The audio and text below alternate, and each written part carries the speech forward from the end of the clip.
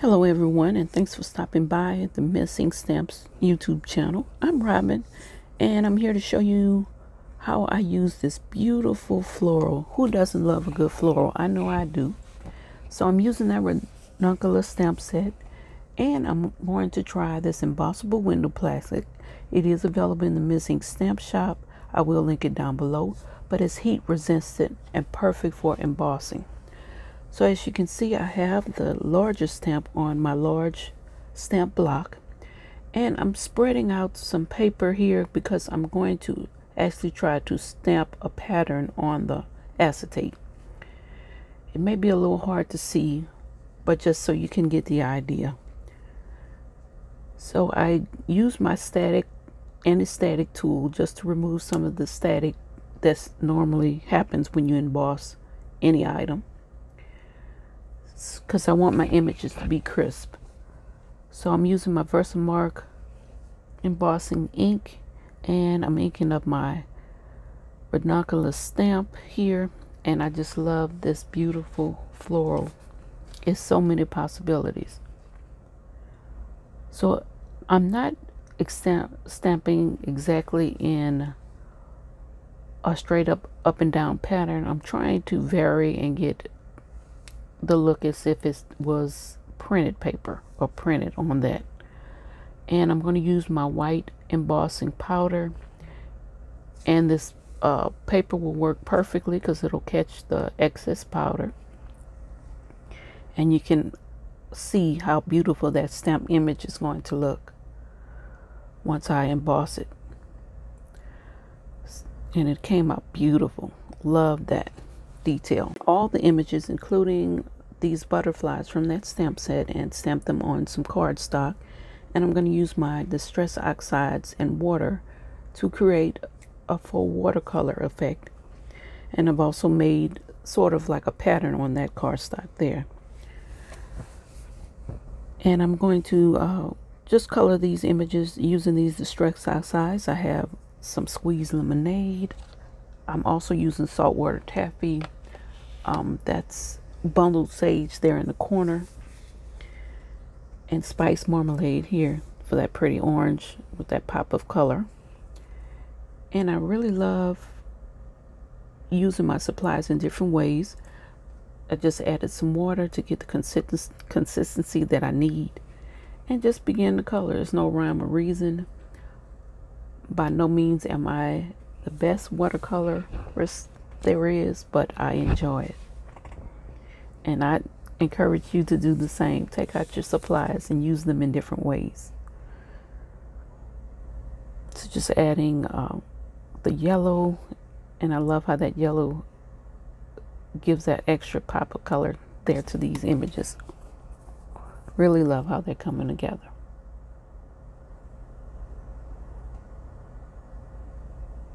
And so after I get the image that I want, something that I'm happy with, just I go back with my colors, and just to give it a little more intensity. It's totally up to you, whatever you desire. And there are my images. So pretty.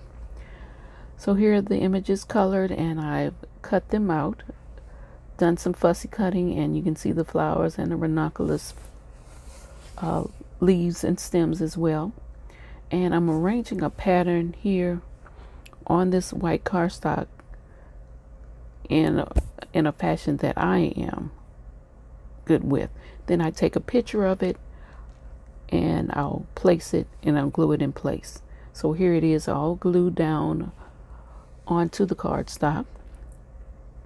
And now I'll just take my scissors here and snip off the edges, the pieces that are hanging over the cardstock. And this panel that I have is regular A2 size. This is 4 1/4 by 11, so I can cut it in half and have 2 panels. And there it is. Love it. So pretty. So I'm going to make my 2 panels here, and I'll just get out my cutter and cut it right down the middle. And this will make 2 4¼ by 5½ panels, perfect for 2 cards. So we'll have a bonus card, because no way am I going to let that go to waste. So I'm going to use these sentiments, thinking of you, and just a note to say hello. And I'm going to emboss them in black.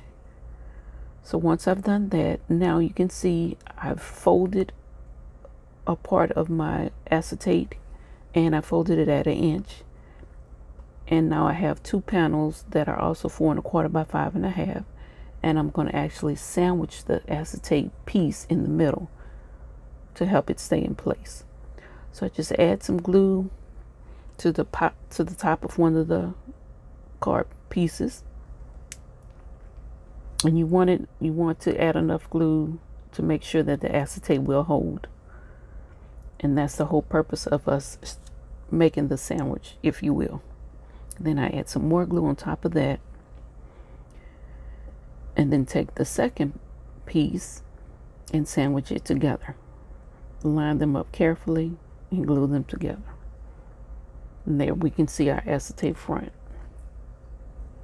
Now what I want to do is put this on top of something heavy to allow it to dry. And while that's drying, I thought I would use this EIEIO frame set, which is also available in missing stamps. This is one of our June releases, and I've cut out, I love that scallop, so I cut out one of those in white cardstock, and I think I'm going to use it for my sentiment.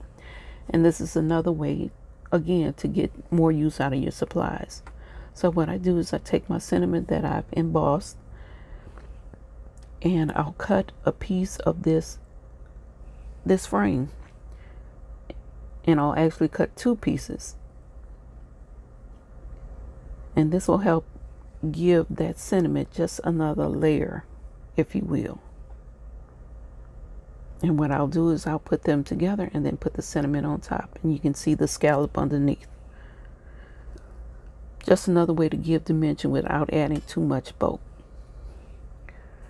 So after I do that, and this is dry now, so now what we want to do is get our glue and glue the rest of the panels so they can be one piece.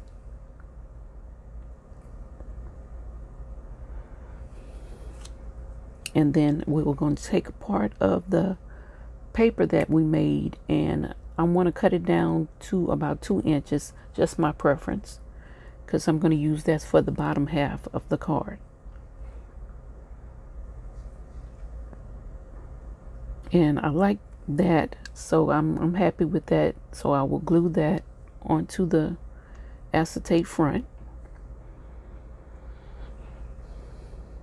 And once I put that in place, I'll open it and then glue a white panel, which is the same size, on the back of it to again make a sandwich. And make sure that's really adhered, and I'm liking that.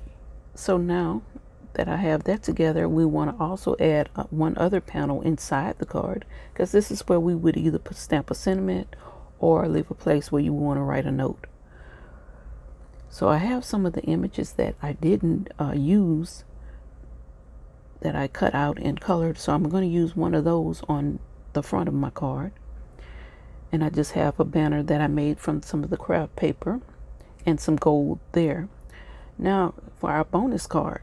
So again, we have this second panel, and I'm going to again use this EIEIO frame set, and I'm going to cut it about 3-4 times just to make it thick. Want to give it a little dimension without using foam. And so here's my finished card. Love how it came out. You can see the gold thread I used and how the sentiment is popped up a little bit on dimension. Added the butterflies as well and some gem pieces. And here's the inside where you can write a note or a message.